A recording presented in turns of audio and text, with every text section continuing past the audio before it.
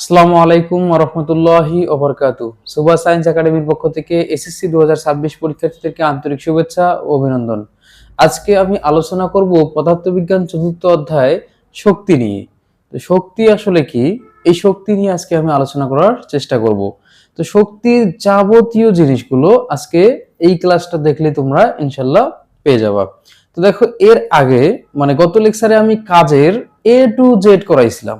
তো যারা ওই অধ্যায়টা দেখছো তারা হয়তোবা কাজ সম্পর্কে আর কোনো সমস্যা নাও থাকতে পারে। তো আজকের এই ক্লাসটা যারা দেখবা তারা গতি শক্তি বা শক্তি সম্পর্কে সমস্ত কিছু ম্যাথ সলভ করতে পারবা। তো দেখো, শক্তি আসলে কি বা শক্তি কাকে বলে, যেটা হচ্ছে এনার্জি মানে শক্তি। শক্তিটা আসলে কি? কাজ করার সামর্থ্যটাই কিন্তু হচ্ছে শক্তি। মানে তুমি যে কাজ করতেছো সেই কাজ করার যে সামর্থ্য তোমার আছে কিনা। মনে করো তুমি 1 কেজি ভরের একটা বস্তুকে বহন করতে পারতেছো কিনা। যদি বহন করতে না পারো তাহলে তোমার শক্তি কিন্তু ওটা হবে না। তার মানে কাজ করার সামর্থ্যটাই হচ্ছে শক্তি। মানে তুমি যে কাজ করতে পারবা, কাজ করতেছো, এটাই হচ্ছে তোমার শক্তি। তাহলে কাজ করার সামর্থ্য কি বলা হয়? শক্তি বলা হয়। তো হচ্ছে শক্তি হচ্ছে দুই প্রকার। একটা হচ্ছে কি গতি শক্তি, আর একটা হচ্ছে বিভব শক্তি। দেখো, শক্তি হচ্ছে কয় প্রকার? দুই প্রকার। শক্তি হচ্ছে দুই প্রকার। একটা হচ্ছে গতি শক্তি, আর একটা হচ্ছে বিভব শক্তি। একটা হচ্ছে গতি শক্তি, আর একটা হচ্ছে কি বিভব শক্তি। তো আজকে আমরা যেটা আলোচনা করব সেটা হচ্ছে গতি শক্তি সম্পর্কে। যে গতি শক্তি আসলে কি? গতি শক্তি হচ্ছে একটি বস্তু গতিশীল থাকার সময় বা একটি বস্তু গতিশীল অবস্থায় কাজ করার যে সামর্থ্য অর্জন করে সেটাই হচ্ছে তার গতিশক্তি। মনে করো একটি বস্তু চলন্ত অবস্থায় আছে, এখন সেই বস্তুটির সামনে যদি কোনো একটা বস্তু ধাক্কা খায় তাহলে এই বস্তুটি গতিশীল থাকার কারণে কিন্তু তাকে একটা কি করবে? বল প্রয়োগ করবে। তার মানে স্থির থাকা একটা বস্তু যদি থাকে, মনে করো এইখানে একটা বস্তু স্থির অবস্থায় আছে, তো এই দিক থেকে একটি ট্রাক বা বাস কি করতেছে? একটা এ পরিমাণ বল নিয়ে কি করতেছে? যাচ্ছে বা যাত্রা করতেছে। তো কোনো এক সময় এই বস্তুটাকে কি করবে? আঘাত করবে। আঘাত করার পর এই বস্তুটি কি হবে? গতিপ্রাপ্ত হবে। কেন হবে? কারণ এই যে ট্রাকটি বা বাসটি কি আছে? গতিশীল। কারণ তার ভেতরে কি আছে? গতি আছে। গতিশীল থাকার ফলে সে কাজ করার একটা সামর্থ্য অর্জন করে, যার ফলে কোনো বস্তুকে আঘাত করলে সেই বস্তুটি কি যায়? ছিটকে পড়ে যায়। তো দেখো, তার মানে গতিশক্তিটা হচ্ছে কি? একটি বস্তু গতিশীল থাকার সময় কাজ করার যে সামর্থ্য অর্জন করে তাই হচ্ছে গতি শক্তি। দেখো, গতিশক্তি আমরা কি লিখতে পারি? গতিশক্তিকে কিন্তু টি দ্বারা প্রকাশ করা হয়, ই কে দ্বারাও প্রকাশ করা হয়, অথবা টি দ্বারাও প্রকাশ করা হয়। তোমরা অনেক গাইডে এখনো দেখতে পারবা যে ই কে দ্বারা প্রকাশ করা হয়েছে, কিন্তু তোমাদের বইয়ে, নতুন বইয়ে এটা টি দ্বারা প্রকাশ করা হয়েছে। তো টি ইকুয়াল টু আমরা কি লিখতে পারি? যে গতিশক্তি টি ইকুয়াল টু হচ্ছে half M V square. Half M V square, এটা হচ্ছে সূত্র। গতিশক্তির ক্ষেত্রে যে কোনো বস্তুর গতিশক্তি নির্ণয়ের সূত্র হচ্ছে কি? T equal to half M V square. T equal to হচ্ছে কি? Half M V square.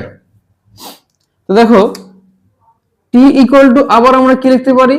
যে হাফ এম ভি স্কোয়ার। এখন দেখো, আমরা যদি এখানে এম ভি স্কোয়ার, নিচে একটা এম নিলাম, উপরে একটা স্কোয়ার করে দিলাম, এটা কিন্তু দেওয়া যায়। উপরে একটা এম নিলাম, নিচে একটা এম দ্বারা ভাগ করলাম, তাহলে উপরে হচ্ছে কি?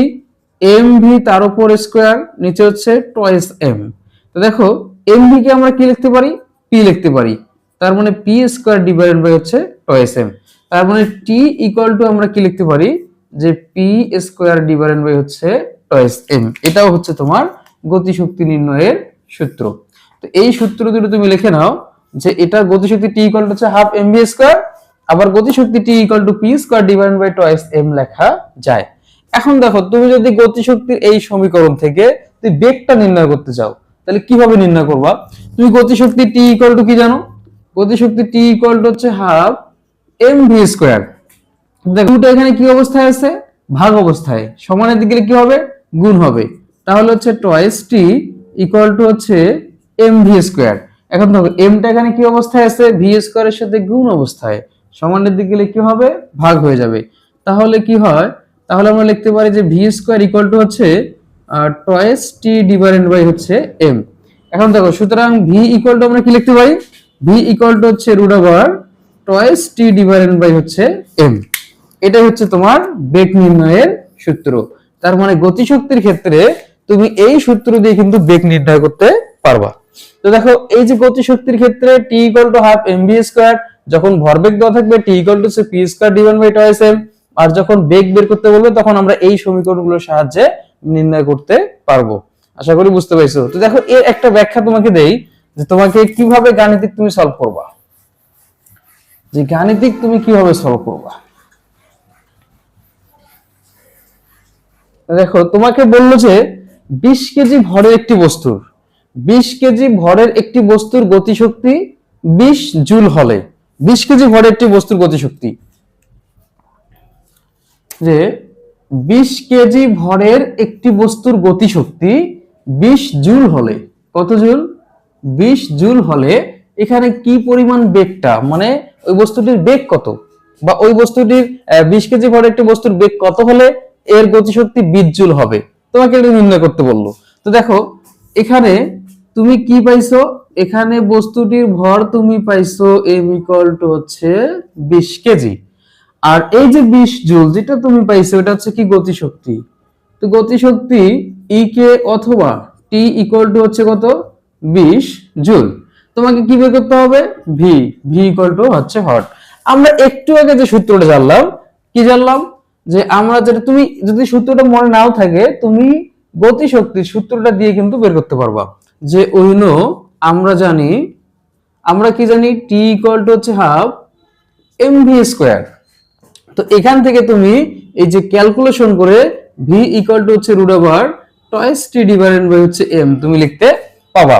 তো এখন তুমি মানগুলো বসে দাও, যে মানগুলো হচ্ছে 2 থাকলো, টির মানটা হচ্ছে কত, এখানে টির মানটা হচ্ছে 20, তাহলে হচ্ছে 20 ডিভাইডেড বাই হচ্ছে এম এর মানটা হচ্ছে 20, তাহলে হচ্ছে রুট ওভার 40 ডিভাইডেড বাই হচ্ছে 20, তাহলে হচ্ছে রুট ওভার 2, রুট 2 হচ্ছে 1.414 মিটার পার সেকেন্ড, এটাই হচ্ছে বেগ। তার মানে তাহলে বস্তুটির বেগ 1.414 মিটার পার সেকেন্ড হলে এর গতিশক্তি 20 জুল হবে। আশা করি বুঝতে পাইছো। তো এইভাবে তুমি গতিশক্তির অনেক কিছুর ম্যাথ গুলো করতে পারবা। এখন দেখো গতিশক্তি উচ্চতার ক্ষেত্রে তুমি কিভাবে নির্ণয় করবা, উচ্চতার ক্ষেত্রে গতিশক্তি কিভাবে নির্ণয় করবা। দেখো উচ্চতার ক্ষেত্রে গতিশক্তি নির্ণয়, তোমাকে দেখা যায় বললো যে এটা হচ্ছে ভূপৃষ্ঠ, ভূপৃষ্ঠ থেকে যে কোনো একটা উচ্চতা থেকে, এটা আমি দিলাম যে 120 মিটার উচ্চতা, 120 মিটার উচ্চতা থেকে একটি বস্তুকে কি করলো, m2 কেজি ভরের একটি বস্তুকে নিচের দিকে ফেলে দেওয়া হলো।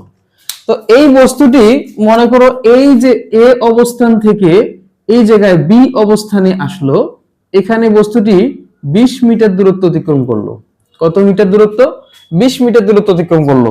এখন তুমি যদি বি বিন্দুতে যদি গতিশক্তি নির্ণয় করতে চাও তাহলে কিভাবে নির্ণয় করবা। আর গতিশক্তির ক্ষেত্রে তুমি একটা পয়েন্ট নোট করে নাও, যে সর্বোচ্চ উচ্চতায় গতিশক্তি সর্বদাই 0 হবে, এটা তুমি লিখে নাও। এটা সব ক্ষেত্রেই, যে সর্বোচ্চ উচ্চতায়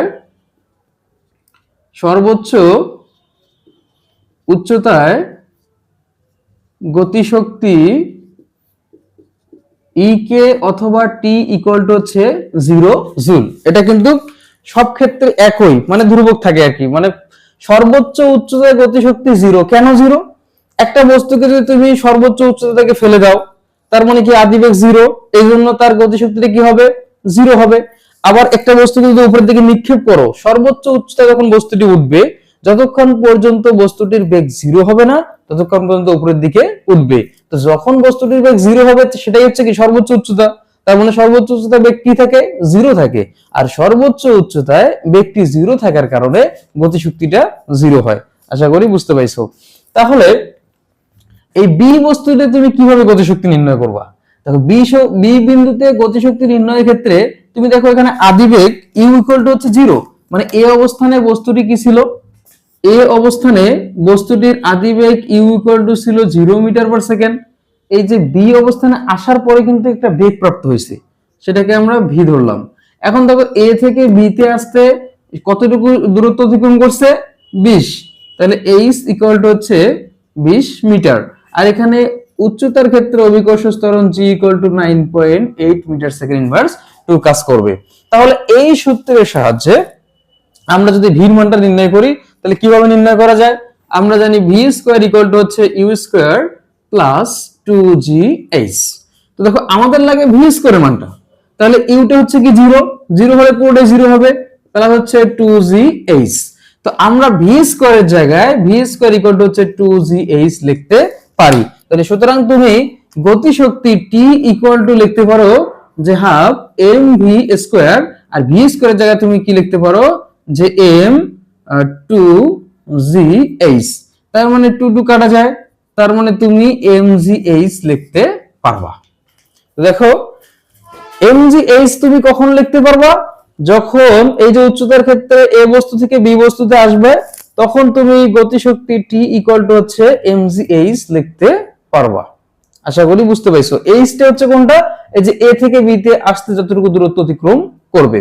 তো এখানে যদি তুমি মানটা বের করতে যাও তাহলে হচ্ছে এখানে 2gh, 2 এর মানটা বসিয়ে দিবা, g এর মানটা হচ্ছে 9.8 বসিয়ে দিবা, h এর মানটা হচ্ছে 20 বসিয়ে দিবা, ক্যালকুলেশন করবা, করার পর তুমি v² মানটা পেয়ে যাবা। তাহলে এই টাইপের মানে উচ্চতার ক্ষেত্রে যে কোনো স্থানে তুমি গতিশক্তি নির্ণয় করতে পারবা।